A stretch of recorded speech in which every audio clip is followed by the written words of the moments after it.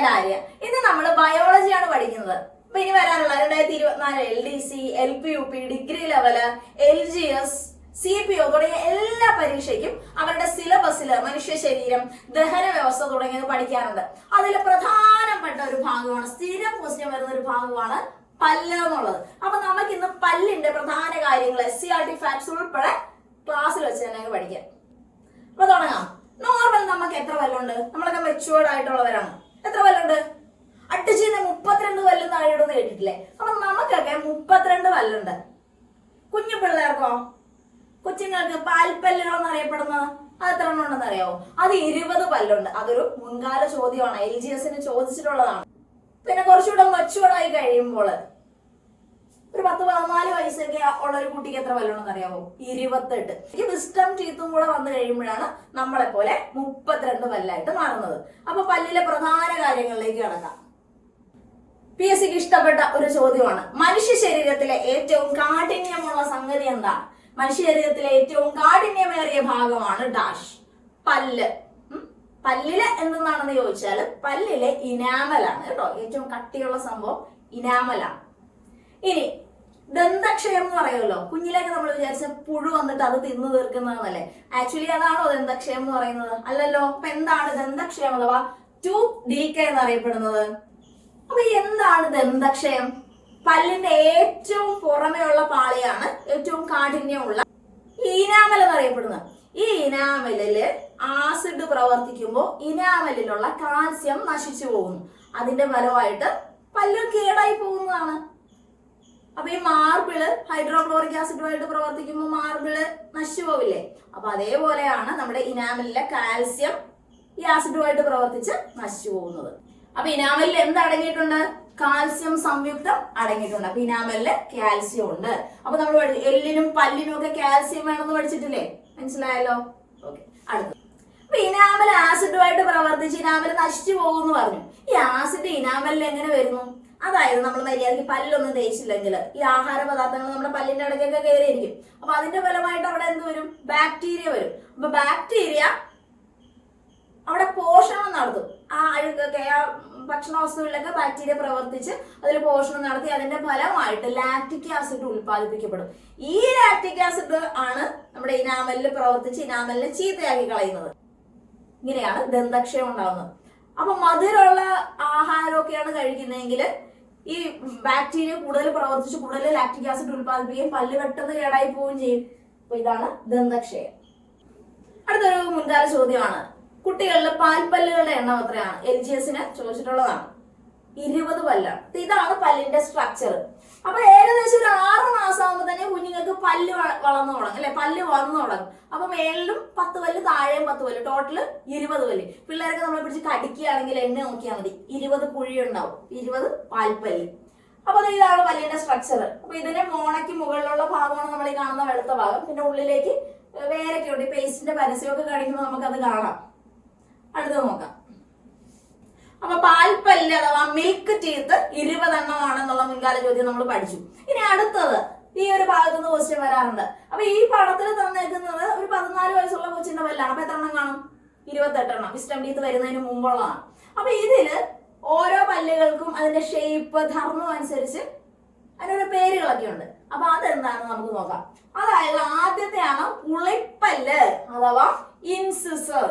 അതായത് ഈ ഫ്രണ്ടിൽ കാണുന്ന 8 പല്ല്, അതിന്റെ പേരെന്താ? ഉളിപ്പല്ല്. അതായത് ഞാൻ ഇളിക്കാൻ ഉപയോഗിക്കുന്ന പല്ലാണ് എന്ത്? ഇളിക്കാൻ ഉപയോഗിക്കുന്ന പല്ല് ഇളിപ്പല്ല്, ഉളിപ്പല്ല്. അപ്പൊ ഞാൻ ഇളിക്കാൻ ഉപയോഗിക്കുന്ന ഈ 8 പല്ലുകളെയാണ് നമ്മൾ ഉളിപ്പല്ല് എന്ന് പറയുന്നത്. മേളിലും 4, താഴെ 4, 8. ഇളിക്കാൻ ഉപയോഗിക്കുന്ന ഈ 8 പല്ലുകളുടെ പേര് ഉളിപ്പല്ല്. എന്ത് പല്ലാണ്? ഉളിപ്പല്ല് അഥവാ ഇൻസിസേഴ്സ്. അതായത് ഈ എന്ന് വെക്കുന്ന ഇൻസിസേഴ്സ്. കിട്ടിയോടാ? പേര് മറന്നുപോയി. ഇപ്പൊ തന്നെ ക്ലാസ്സിൽ നിന്ന് പഠിക്കണം കേട്ടോ.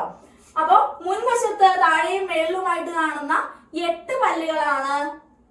ഇത് നമ്മൾ എന്താ ചെയ്യുന്നത്? ഒരു ആപ്പിളൊക്കെ കിട്ടുമ്പോൾ നമ്മൾ ഇവിടെ ഉള്ളിലേക്ക് വെച്ചാണ് കഴിക്കുന്നത്. അല്ല, കിട്ടുമ്പോ തന്നെ അപ്പൊ അതായത് കടിച്ചു മുറിക്കാൻ സഹായിക്കുകയാണ് എന്ത് ചെയ്യുന്നത്? നമ്മുടെ ഉളിപ്പല്ല് സഹായിക്കും. ഞാൻ ഈ ഇളിപ്പല്ല് എന്ന് പറഞ്ഞാൽ നിങ്ങൾ ഓർത്തിരിക്കാൻ വേണ്ടി, അപ്പൊ നിങ്ങൾ മറന്നു പോകത്തില്ല. കിട്ടിയല്ലോ? മുമ്പിലെ പല്ല് കിട്ടിയല്ലോ? 8 എണ്ണം കിട്ടിയല്ലോ. അടുത്തത് തൊട്ടപ്പുറത്തേക്ക് ഈ യക്ഷികളുടെ പല്ലില്ലേ? ഇതിങ്ങനെ അതെ ഇവിടെ കണ്ടോ? ഇങ്ങനെ കൂർത്ത് നിൽക്കുന്ന ആ പല്ലുകളെയാണ് നമ്മൾ എന്ത് പറയുന്നത്? കോമ്പല്ല് അഥവാ കാനൈൻ. അത് നമ്മൾ കൂടുതൽ എന്തിനാ ഉപയോഗിക്കുന്നത്? ചിക്കൻ കഴിക്കുന്നത് കടിച്ചു വലിക്കും അല്ലെ. അതായത് ഉളിപ്പല്ലുകൾക്ക് സമീപം ഇരുവശങ്ങളിലും മുകളിലും താഴെയുമായിട്ട് ഉളിപ്പല്ലുകളുടെ ഇളിക്കാൻ ഉപയോഗിക്കുന്ന പല്ലിന്റെ തൊട്ടടുത്തായിട്ട് യക്ഷികളുടെ പോലത്തെ മേളിലും താഴെ 2 4 പല്ലുകൾ നമുക്ക് കാണാം, കുത്തിക്കൊള്ളുന്ന പോലത്തെ. അതിനെയാണ് നമ്മൾ കോമ്പല്ല് എന്ന് പറയുന്നത്. ഈ കോണിലല്ലേ ഇരിക്കുന്ന, അപ്പൊ ഈ കോണിൽ കാണുന്ന പല്ലിന്റെ പേരെന്താണ്? കോമ്പല്ല്. അപ്പൊ ഈ കോമ്പല്ലുകൾ എന്തിനാ ഉപയോഗിക്കുന്നത്? ആഹാര വസ്തുക്കൾ കടിച്ചു കീറാനാണ് ഉപയോഗിക്കുന്നത്. അപ്പൊ കൂടുതലും മാംസമുക്കുകളായിട്ടുള്ളവർക്കായിരിക്കും ഇതിന്റെ യൂസ് അല്ലേ, ഉപയോഗം കൂടുതല്. കിട്ടിയല്ലോ. ഇനി അടുത്തത് തൊട്ടിപ്പുറത്തേക്ക് മാറിയിരിക്കുന്ന പല്ലാണ് എന്ത്? അഗ്രചർവകം. കണ്ടോ? അതായത് നമ്മുടെ കോമ്പല്ലിന്റെ ഒക്കെ ഇപ്പുറത്തായിട്ട് കാണുന്നതാണ് അഗ്ര ചർവണകം. വാ പൊളിക്കേണ്ടി വരും, അതൊന്നും കാണിക്കാത്ത കാണാമല്ലോ, കാണാൻ പറ്റത്തില്ല. അപ്പൊ അഗ്രചർവണകം അഥവാ പ്രീമോളാർ. അപ്പൊ അഗ്രചർവണകം അഥവാ പ്രീമോളാർ എന്ന് പറയുന്നത് കോമ്പല്ലിന് സമീപം ഇരുവശങ്ങളിലും മുകളിലും താഴെയുമായിട്ട് 8 പല്ലുകൾ. അപ്പൊ നമ്മൾ ആദ്യം 8 പല്ല് പഠിച്ച്, പിന്നെ തൊട്ടിപ്പുറത്തുള്ള ഓരോന്നോരോന്നിരിക്കുന്ന 4 പഠിച്ചു, അതിന് വീണ്ടും 8. അതിന്റെ പേരാണ് അഗ്രചർവണകം. അപ്പൊ അത് മെയിനായിട്ടും എന്തായിരിക്കും? നോർമലി നമ്മൾ ചവയ്ക്കാനാണ് ഉപയോഗിക്കുന്നത് അല്ലെ. വലിയ സാധനങ്ങൾ കിട്ടിയ വായുടെ ഉള്ളിലേക്ക് വെച്ച് ചവയ്ക്കാനാണ് ഉപയോഗിക്കുന്നത്. പിന്നെ കുറച്ചുകൂടെ ഉള്ളിലേക്ക് കയറുമ്പോൾ ഈ ഒരു ഭാഗത്ത് വരുന്നതാണ് ചർവണകം. പേര് പോലെ തന്നെ ചർവണകം, ചവയ്ക്കാൻ ഉപയോഗിക്കുന്നതെന്ന് ഓർക്കാം. അപ്പൊ അഗ്രചർവണകവും ചർവണകത്തിന്റെ മെയിൻ ധർമ്മം എന്താ? അതിൽ ചായ ഉണ്ട്, ചവയ്ക്കുന്നതിലും ചായ ഉണ്ട്. അപ്പൊ ഫംഗ്ഷൻ എന്താ? ചവയ്ക്കുന്നതാണെന്ന് നമുക്ക് ഓർക്കാം. അപ്പൊ അതായത് അഗ്രചർവണങ്ങളെ തുടർന്ന് മുകളിലും താഴെയുമായിട്ട് 12 പല്ലുകൾ. മെയിൻ ഫംഗ്ഷൻ ചവച്ചരയ്ക്കുക. അപ്പൊ ആദ്യം 8 പഠിച്ചു, പിന്നെ 4 പഠിച്ചു, പിന്നെ 8 പഠിച്ചു, പിന്നെ 12 പഠിച്ചു. അങ്ങനെ 32 പല്ലുകൾ നമ്മൾ പഠിച്ചു. അത് ഏതിലൊക്കെയാണ് വരുന്നത് എന്നുള്ള കാര്യം മനസ്സിലായല്ലോ. ഇനി PSC സ്ഥിരമായിട്ട് ചോദിക്കുന്ന കുറച്ച് ക്വസ്റ്റ്യൻസ്, അതിന്റെ പ്രധാന ഫാക്ട്സുകളാണ് നമ്മൾ നോക്കുന്നത് കേട്ടോ. പല്ലുകളെ പറ്റിയുള്ള പഠനം എന്നാണ് പറയുന്നത് ഒഡന്റോളജി. പല്ലുകളെ പറ്റിയുള്ള പഠനം ഓഡെന്റോളജി. അതല്ലേ ഇവിടെ എഴുതിയിരിക്കുന്നത്? എനിക്കറിയാം, ഡെന്റോളജി. ഓഡെന്റോളജി പഠിച്ചില്ലേ? പഠിച്ച്. അടുത്തത് മനുഷ്യ ശരീരത്തിലെ ഏറ്റവും കട്ടി കൂടിയ ഭാഗം നമ്മൾ ഓൾറെഡി പറഞ്ഞു, പല്ലിന്റെ ഇനാമലാണ്. ഇനാമലിന്റെ ആരോഗ്യത്തിന് വേണ്ട മൂലകം അത് നമ്മൾ പറഞ്ഞില്ല അല്ലെ. എന്താണ് അത്? ഫ്ലൂറിനാണ്. ഈ പേസ്റ്റിൻ ഫ്ലൂറിൻ അടങ്ങിയിട്ടുണ്ട് എന്നൊക്കെ പറഞ്ഞു പഠിച്ചിട്ടില്ലേ? പഠിച്ചിട്ടല്ല, പരസ്യം കണ്ടിട്ടില്ലേ? അത് തന്നെ. അപ്പൊ ഇനാമലിന്റെ ആരോഗ്യത്തിന് വേണ്ട മൂലകം എന്തെന്നാ? ഫ്ലൂറിൻ. ഫ്ലൂറിൻ ആണ്. പിന്നെ ടൂത്ത് പേസ്റ്റിലെ പ്രധാന ഘടകം കാൽസ്യം ഫ്ലൂറൈഡ്.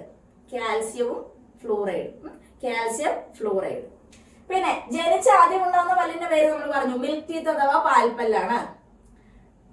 പിന്നെ പാൽപ്പല്ല് 20 എണ്ണമാണ്. സ്ഥിരദന്തങ്ങൾ നമുക്കൊക്കെ 32 എണ്ണമാണ്. പ്രായപൂർത്തിയായ ശേഷം മുളയ്ക്കുന്ന 4 സ്ഥിരദന്തത്തിന് നമ്മൾ എന്താ പറയുന്നത്? വിസ്ഡം ടൂത്ത് അഥവാ വിവേകദന്തങ്ങൾ. നമ്മൾ വലുതായപ്പോ ഉണ്ടായതല്ലേ, അപ്പൊ എന്താ? വിസ്ഡം ടൂത്ത് ആണത്. പിന്നെ സസ്യഭോജികളിൽ ഇല്ലാത്ത പല്ല്. സസ്യഭോജികൾക്ക് കടിച്ചു മുറിക്കണോ അല്ലെ കടിച്ചു പറിക്കണോ? വേണ്ടല്ലോ. അപ്പൊ കോമ്പല്ലില്ലല്ലോ, അവർക്ക് പ്രശ്നമില്ല. അപ്പൊ സസ്യഭോജികളിൽ ഇല്ലാത്ത പല്ല് എന്തുവാ? കോമ്പല്ലാണ്, കാനൈൻ.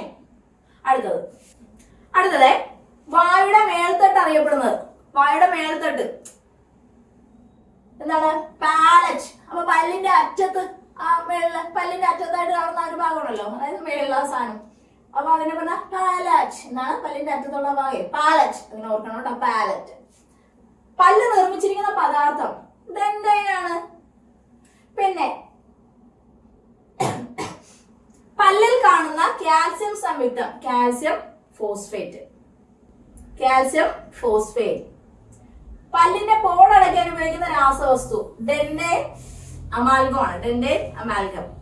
ഈ പല്ലടയ്ക്കാനായിട്ട് ഡെന്റൽ ഹോസ്പിറ്റലിൽ പോകില്ലേ, അവരൊരു സാധനം എടുത്ത് ഇങ്ങനെ പേസ്റ്റ് സിമെന്റ് പോലത്തെ സാധനം വെച്ച് തരത്തില്ലേ? അതാണ്.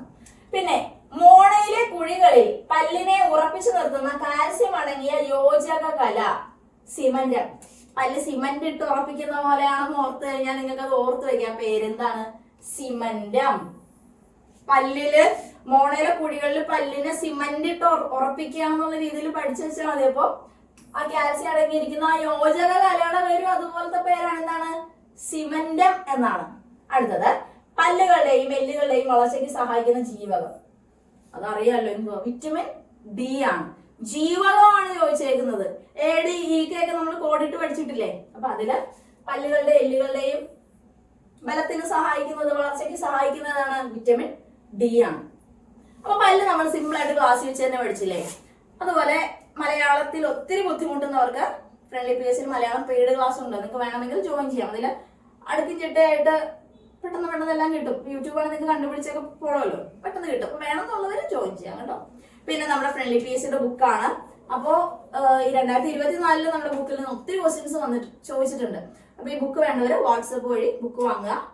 വാട്സപ്പ് വഴി നമ്മുടെ ബുക്ക് വാങ്ങുന്നവർക്ക് ഈ ബുക്കിന്റെ ക്ലാസ് പ്ലസ് ഇതിന് ശേഷം നടന്നിട്ടുള്ള മലയാളം പരീക്ഷകളുടെ class, video class with code ഇതുപോലെ എടുക്കും ക്ലാസ്. പിന്നെ ഒരു ബോണസ് ആയിട്ട് SCERT ക്ലാസ്സും കൊടുക്കുന്നുണ്ട്.